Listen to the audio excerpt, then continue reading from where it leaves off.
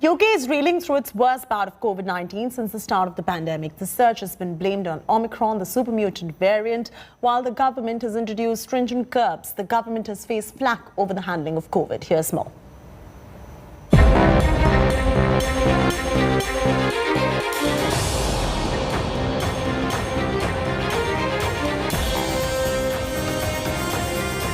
$78,610 COVID infections in a day, the highest ever the UK has seen.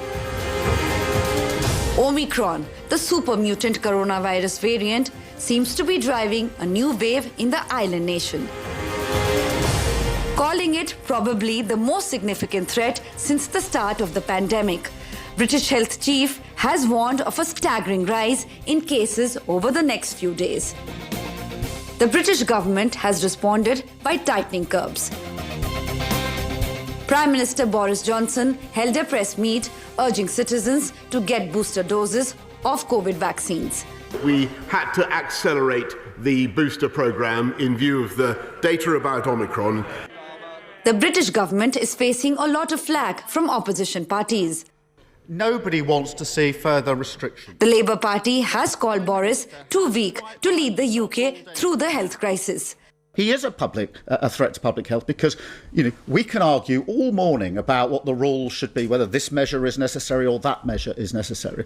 The critical question is, will the public follow the rules? And they have been following the rules, but now that trust is broken and many people are now saying, well, if the Prime Minister is going to allow breaking of the rules, parties, quizzes going on in Downing Street, when we're being asked not to see our loved ones, well, why should I follow the rules? And so, of course, there's the question of what the conditions should be, but there's also this basic question of trust. And that is broken with the Prime Minister. And that's why he is unfit for office.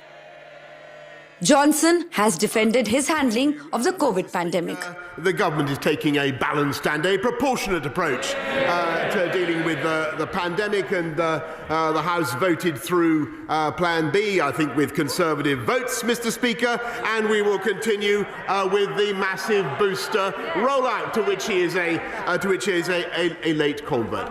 Since Friday, when I decided that we had to accelerate the booster programme in view of the data about Omicron, we've cut the timetable in half.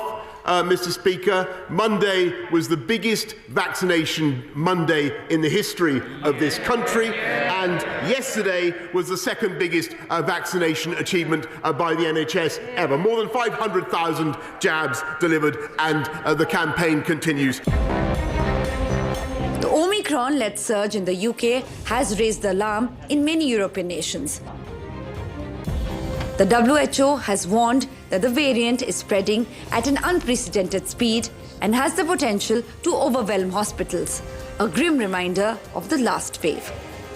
77 countries have now reported cases of Omicron, and the reality is that Omicron is probably in most countries, even if it hasn't been detected yet.